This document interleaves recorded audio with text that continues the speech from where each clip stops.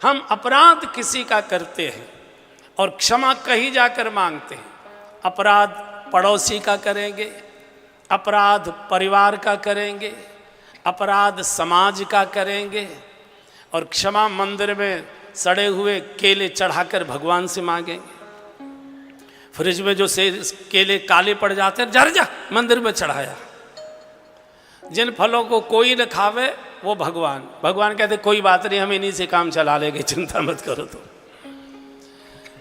ये सिद्धांत है बंधुओं, जिसका अपराध किया जाता है वही क्षमा कर सकता है। चल भगवान के पास, अब बिल्कुल नहीं जाऊंगा, मार डालेंगे।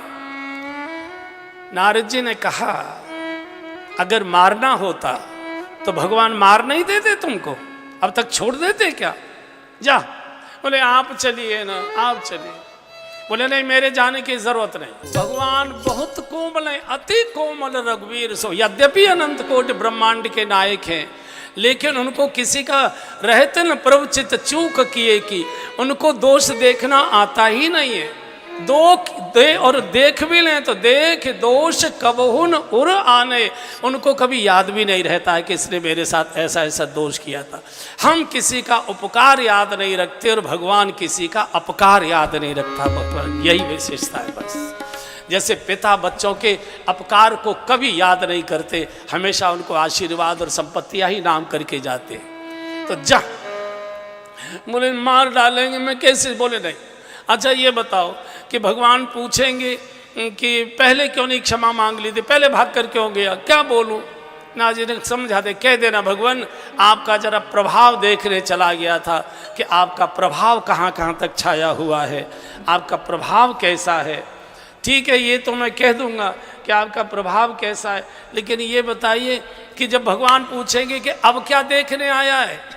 प्रभाव तो तूने देख लिया, अब क्या देखने आया है? नारद जी ने कहा कह देना भगवान प्रभाव तो आपका देख लिया, अब आपका स्वभाव देखने आया हूं कि आपका स्वभाव।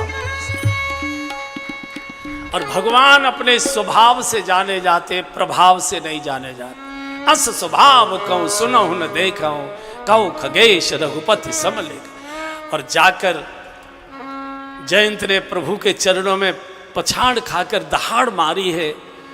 भगवान ने एक नयन करे तजा भवानी। कई लोग कहते हैं कि आंख फोड़ दी, नहीं, भगवान किसी की दृष्टि नहीं लेते, दृष्टि देते हैं।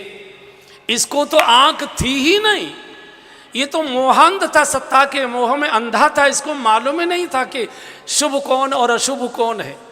और मोहांध तो मोहांध ही हो जाता। भगवान ने जीवन जीने की एक दृष्टि दी है।